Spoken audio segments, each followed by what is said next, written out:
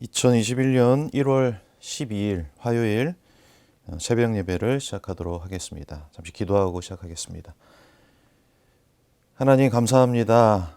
우리에게 또 하루를 허락하시고 또 이렇게 하나님 말씀 앞에 있을 수 있게 우리의 환경을 허락하여 주신 것 감사합니다. 오늘 이 아침에 이 말씀을 통하여서 우리에게 하시고자 하는 하나님의 음성을 듣는 시간 될 수 있도록 주께서 섭리하시고 함께하여 주시옵소서.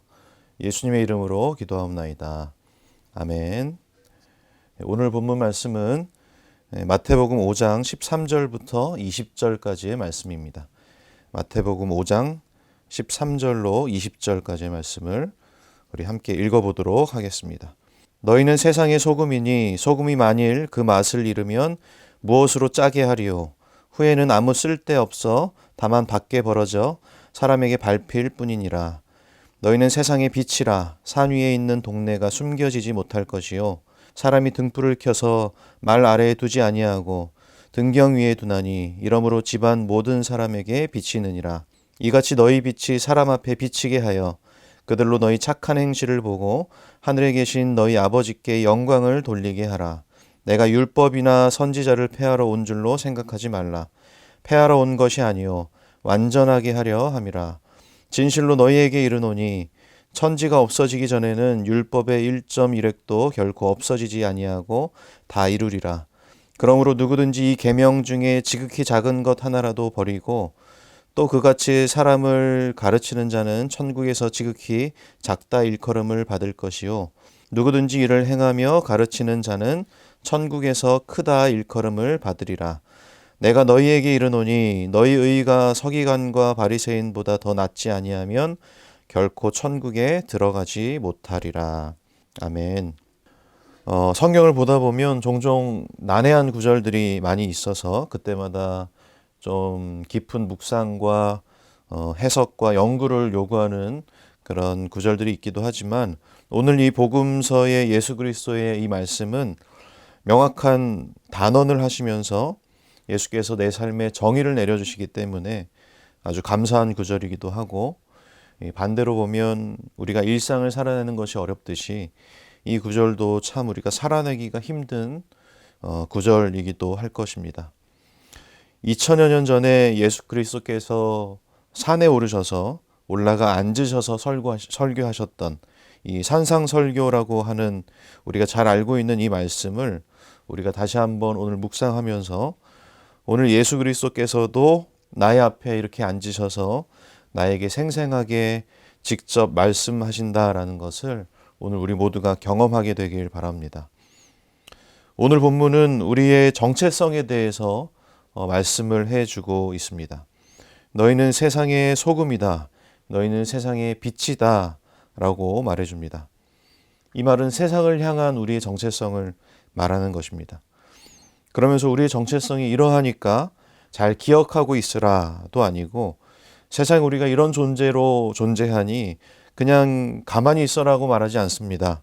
예수님은 그 정체성을 지키면서 살아가야 된다라고 몇 가지 원리들을 함께 얘기해주고 있습니다. 우리가 소금과 빛으로 살아가는데 맛을 잃어버리면 안 되고 빛을 비추이지 못하면 안 된다라는 것입니다. 내가 소금과 빛이라는 존재라면 내가 발휘해야 할 나의 영향력이 있다라는 것입니다. 우리 13절, 14절을 다시 한번 읽어보면 너희는 세상의 소금이니 소금이 만일 그 맛을 잃으면 무엇으로 짜게 하리요? 후에는 아무 쓸데없어 다만 밖에 버려져 사람에게 밟힐 뿐이니라. 또 14절에 너희는 세상의 빛이라 산 위에 있는 동네가 숨겨지지 못할 것이요. 그 15절까지 읽어보면 사람이 등불을 켜서 말 아래에 두지 아니하고 등경 위에 두나니 이러므로 집안 모든 사람에게 비치느니라 말씀을 합니다. 예수님은 우리가 세상의 빛이요 세상의 소금이다 라고 말씀을 해주셨습니다. 먼저 이 말은 우리가 세상과 구별된 존재다라는 것을 말하고 있습니다. 세상은 어둡고 세상은 부패한 곳인데 우리는 그곳을 비추며 그렇게 살아가는 빛이고 그곳에 맛을 내며 살아가야 되는 그런 소금의 역할을 감당해야 된다라는 것. 나와 세상은 그렇게 다른 존재다라는 것입니다. 로마서 12장에 보면 너희는 이 세대를 본받지 말고 오직 마음을 새롭게 함으로 변화를 받아서 하나님의 선하시고 기뻐하시고 온전하신 뜻이 무엇인지 분별하도록 하라고 말씀을 합니다.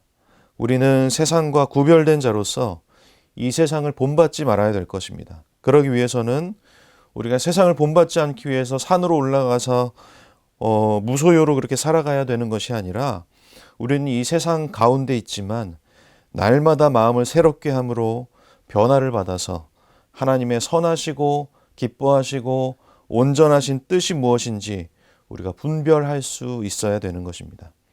우리 그리스도인들은 세상 가운데 그런 용기를 가지고 살아가야 될 것입니다. 때로는 세상 가운데 홀로 서 있을 수 있는 용기도 있어야 되고 세상의 시선을 감당할 수 있는 용기도 있어야 됩니다. 또 무엇보다 세상이 초라하게 여기는 것들, 세상이 초라하게 여기는 인생들에게 우리는 더욱더 마음을 둬야 될 것이고 또 모든 세상이 좋다고 하는 그런 세상이 선전하는 것들에 우리는 마음을 빼앗기지 않고 그것들을 도리어 의심할 수 있는 그런 용기도 또한 우리에게 필요한 것입니다. 이러한 태도가 바로 내가 세상과 구별된 그런 존재다라는 것, 내가 빛과 소금으로 이 세상 가운데 서 있다라는 것을 보여주는 태도인 것이죠.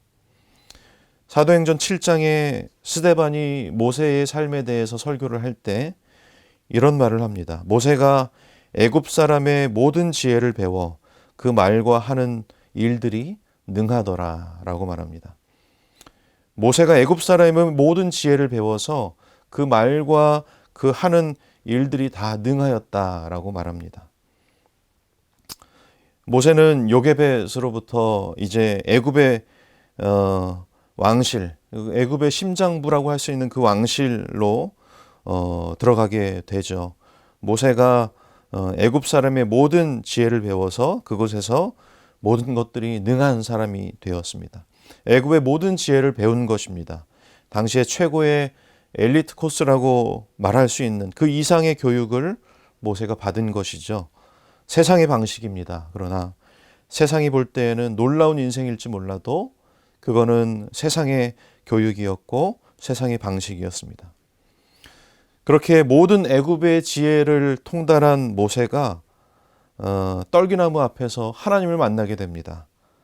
하나님이 그를 선택하셨고 그렇게 하나님 앞에 모세가 나아갔는데 모세가 하는 말은 그렇게 모든 애굽 왕실의 교육을 받은 모세는 내가 입이 뻣뻣하고 혀가 둔하여서 바로왕 앞에 가서 무슨 말을 할지도 모르고 내가 어떻게 말하냐고 하나님 앞에 하소연을 합니다. 그런 두려워하는 마음을 모세가 표현을 하는 것이죠. 하나님의 일은 세상의 좋은 교육을 밟아서 되는 일이 아니다라는 겁니다. 하나님의 교회는 세상에서 배워온 문화와 질서와 그런 세상의 지식으로 결코 건강하게 이루어질 수 없다라는 것입니다. 오직 하나님의 능력을 우리는 간구해야 될 것입니다. 이 말은 또 그저 그런 말을 하는 것이 아니라 정말로 하나님의 능력을 우리는 구해야 됩니다. 세상의 것으로 세상의 방식으로 우리는 어느 정도 세상의 인정은 받을 수 있을지 모르겠지만 우리는 하나님 앞에 착하고 충성된 종이라고 그렇게 인정받을 수 없을 것입니다. 그래서 우리는 세상과 구별된 존재다라는 것, 그것을 기억해야 됩니다. 이 구별이라는 것은 세상의 조류와 하나님의 것을 분별할 수 있는 그런 분별력이 있다라고 말할 수 있는 것이죠.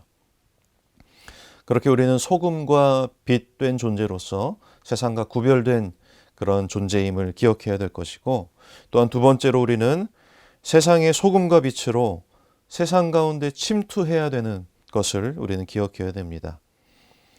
소금은 음식 속에 들어가야 되는 것이고 빛은 어둠 속에 있어야만 되는 것입니다. 소금이 맛을 내려면 음식 속으로 들어가야 되는 것이죠. 빛이 그 효과를 내려면 어둠이 있어야 됩니다. 내가 어두운 방에 들어가서 왜 이렇게 방이 어둡냐라고 짜증을 내거나 소리치고 우리가 데모한다라고 해서 그 어둠이 빛으로 변하지 않습니다. 어둠 가운데 내가 있다면 내가 앞이 보이지 않지만 벽을 더듬어 가며 스위치를 켜려고 하는 그 노력이 있을 때 어둠이 빛으로 변하게 되는 것이죠. 우리는 소금과 빛으로 이 땅 가운데 있고 또 세상 가운데 침투해서 그렇게 살아가야 되는 것입니다. 교회에서 소리를 내는 것이 아니라 교회의 소금과 빛으로 교회 안에서 영향력을 끼치는 것이 아니라 세상의 소금과 빛으로 세상 가운데 들어가야 되는 것입니다. 예수께서 마태복음 28장에 너희는 가서 모든 족속으로 제자를 삼아서 아버지와 아들과 성령의 이름으로 세례를 베풀고 내가 너희에게 분부한 모든 것을 가르쳐 지키게 하라. 볼지어다 내가 세상 끝날까지 너희와 항상 함께 있을지어다 라고 말씀을 하신 것처럼 우리는 세상에 가서 그들을 제자로 삼아서 세례를 베풀고 가르치고 지키게 해야 되는 그런 우리의 삶이 필요한 것입니다. 우리는 소금과 빛으로 구별된 존재이고 그러나 그것이 외적으로 우리가 그리스도인처럼 옆에 성경책 끼고 그렇게 다니라는 것이 아닙니다. 세상의 한가운데에서 그 속에서 구별된 삶을 살아가라라는 것입니다. 하나님의 나라를 이루어야 하는 것이 세상의 한가운데이지 교회 안이 아니다라는 것입니다. 우린 세상의 한가운데에서 변화를 경험해야 되는 그런 소금과 빛된 존재인 것입니다. 그러면 그 변화는 어떻게 이루어지는 것일까요? 먼저 소극적인 의미로는 우리는 소금처럼 세상의 부패를 방지할 수 있어야 됩니다. 세상에 늘 일상 있어오던 악한 문화와 그런 여러 가지 일상의 악한 것들을 우리는 저지할 수 있어야 될 것입니다. 세상과 반대적인 나의 삶을 살아가야 되는 것입니다. 그것이 외롭고 힘든 길일지라도 모든 사람이 나를 주목할지라도 우리는 그렇게 살아가야 되는 것이죠. 그 세상의 부패를 우리는 소금처럼 방지할 수 있어야 되는 것입니다. 그리고 적극적인 면으로는 우리는 빛처럼 비추어야 됩니다. 영적으로 우리가 어두워서 하나님을 보지 못하는 이 세상 가운데 그들에게 빛을 소개할 수 있어야 됩니다. 나는 세상의 빛이니 나를 따르는 자는 어둠에 다니지 아니하고 생명의 빛을 얻으리라 라고 말씀하신 것처럼 세상의 빛 되시는 예수 그리스도를 우리는 비출 수 있는 그런 존재가 되어야 될 것입니다. 우리는 이렇게 소금처럼 소극적인 면이든 빛처럼 적극적인 면이든 세상 가운데 우리는 침투되어야 되는 것입니다. 그리고 세상을 변화시키는 존재로 살아가야 되는 것이죠. 그러나 이 변화는 하나님이 이루시는 것임을 우리는 또한 잊지 말아야 될 것입니다. 내가 하나님을 위해서 무언가를 해드린다는 것이 아니라 우리는 그저 하나님이 주시는 그 크신 역사의 한가운데에서 내게 주어진 작지만 그 소중한 것, 그것들을 우리 하나님 앞에 순종하며 살아가야 되는 것입니다. 그 하나님 앞에 순종한다라는 것을 보여주는 가장 큰 핵심, 그 태도의 핵심은 바로 기도로부터 나오는 것입니다. 하나님은 우리의 기도를 통해 일하시는 분이시기 때문입니다. 오늘 우리는 교회의 빛과 소금이 아닌 세상의 빛과 소금으로서의 정체성을 다시 한번 예수님의 말씀을 통해서 확인하였습니다. 우리는 세상의 빛과 세상의 소금으로 세상과 구별되어야 한다라는 것을 다시 한번 기억하시고 또한 세상 가운데 침투해서 변화시켜야 되는 그런 존재이다라는 것을 기억하길 바랍니다. 그러나 그 모든 일들은 우리의 기도를 통해서 하나님이 일하시는 것임을 다시 한번 깨닫고 주님 앞에 그렇게 순종하며 살아가는 우리 모두가 되길 바랍니다. 그래서 우리는 너무 우리가 소금이 되려 하지 말고 너무 빛이 되려고 하지 말아야 됩니다. 우리는 오직 우리 존재 자체가 이미 소금이고 빛이 되었다라는 것, 그것을 기억하고 내가 서 있는 그 자리에서 내가 빛으로 소금으로 그 역할을 잘 감당하고 있는지 그걸 우리가 오늘 하루도 주의 깊게 또 보며 살아가는 그렇게 빛으로 소금으로 살아가는 그런 주의 사람들이 다 되길 바랍니다. 우리 함께 기도하겠습니다. 기도하실 때에 오늘 들은 말씀을 가지고 여러분들이 기도하시고 또 기도 제목 3가지를 가지고 기도하면 좋겠습니다. 첫 번째로 코로나로 인한 삶의 무기력과 영적 침체로부터 회복되는 은혜를 주시옵소서. 그리고 2021년 새해 예수로 승리한 사람답게 살아가게 하여 주시옵소서. 그리고 3번째로 교회 믿음소 비전센터 건축의 계약부터 모든 공사의 진행 상황들에 하나님께서 섭리하여 주시옵소서. 그렇게 우리가 오늘 들은 말씀과 또 우리의 기도 제목 가지고 기도하시면 좋겠습니다. 함께 기도하겠습니다.